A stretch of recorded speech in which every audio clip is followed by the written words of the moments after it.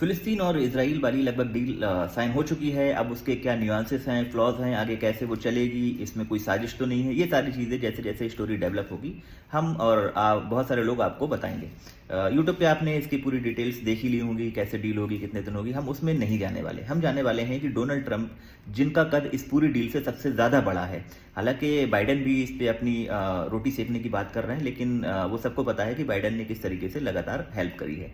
और ये तवक्को भी नहीं है हमें कि डोनाल्ड ट्रंप भी हेल्प कर रहे हैं नहीं कर रहे हैं, वो देखने को आगे जैसे जैसे स्टोरी डेवलप होगी तब मिलेगा।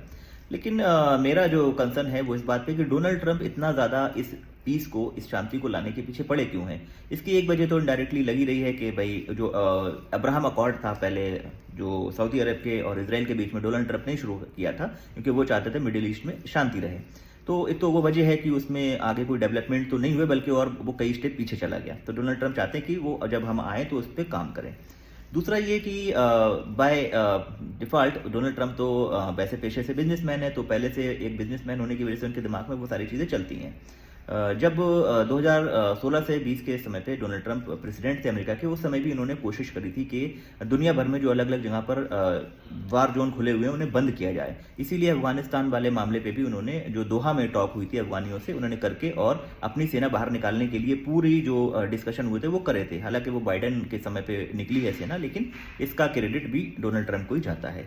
यूक्रेन रशिया वाले वार में भी उन्होंने तब भी बोला था और उस समय उन्होंने कोई इंटरेस्ट नहीं लिया, और उन्होंने इसको क्रिटिसाइज किया था कि हम अपनी सैनिक, अपनी जो इकोनॉमी का पैसा क्यों लगाएं दूसरी जगह पर जाकर के, और वो इस बात के बड़े खिलाफ रहे। एक इंपॉर्टेंट बात ये भी रही कि डोनाल्ड ट्रंप सबसे ज़्यादा फोकस अपने पिछले पूरे 16 से 20 के समय पे उन्होंने किया था, वो चाइना पे किया था। जब कोविड-19 आया था तो उन्होंने उसे कोविड-19 ना बोल करके चाइनीज़ वायरस बोला था। तो डोनाल्ड ट्रंप की जो स्ट्रेटजी है वो मछली की आंख पे है। वो चाहते हैं कि कैसे भी करके चाइना को टेकल करा जाए, जो कि बहुत जायज़ भी है। इस पूरी वार जोन की वजह से चाइना ने इस पूरे 4-8-5 साल के अंदर जो अपने आप को स्टेबल किया है वो औसम है। उन्होंने हर टेक्नोलॉजी को लगभग अडेप्ट किया है। आज ही द हिंदू के अंदर आर्टिकल लिखा था, यूरोपियन यूनियन के बहुत बड़े लीडर हैं, वो लिख रहे हैं कि आज जो इवॉल्विंग टेक्नोलॉजी है, लगभग 60 प्लस टेक्नोलॉजी जो ग्रो कर रही है, जैसे कि क्वांटम कंप्यूटिंग है, माइक्रोचिप्स हैं, या फिर आर्टिफिशियल इंटेलिजेंस है, रोबोटिक्स है। इस सब के अंदर चाइना ने 61 टेक्नोलॉजी में से 57 टेक्नोलॉजी में अपनी बढ़त बनाई हुई है। तो डोनाल्ड ट्रंप कहीं ना कहीं ये चाह रहे हैं कि शांति हो, जिससे कि हम ज़्यादा से ज़्यादा फोकस डेवलपमेंट में कर पाएँ। और हर बिजनेसमैन की लगभग ये उम्मीद होती है कि वो शांति में रहे। इसका हिस्टोरिकल पर्सपेक्टिव थोड़ा लिंक करने की कोशिश करते हैं कि जब वैदिक धर्म शुरू हुआ, ऑफकोर्स आर्यंस से ही इसका उद्गम माना जाता है। तो उसके बाद धीरे धीरे जब बुद्धा और जैनिज्म, जो महावीर जैन वगैरह, हालांकि महावीर जैन जो है वो लास्ट तीर्थंकर, उससे पहले बहुत सारे तीर्थंकर इसमें आ चुके थे। तो वो क्यों आया, क्योंकि जो वैदिक धर्म था उसके अंदर बहुत सारी ऐसी चीज़ें आ चुकी थी जिसमें उनको लगता था कि ये ठीक नहीं है, हर किसी के हक की बात नहीं करता। तो फिर जैनिज्म और बुद्धिज्म निकले, और बुद्धिज्म के अंदर जो मिड पाथ की बात करी जाती है, बुद्धा तो हमेशा कहते हैं कि माध्यमिक मार्ग इस्तेमाल करना है, मतलब आपको बहुत एक्सट्रीम में नहीं जाना।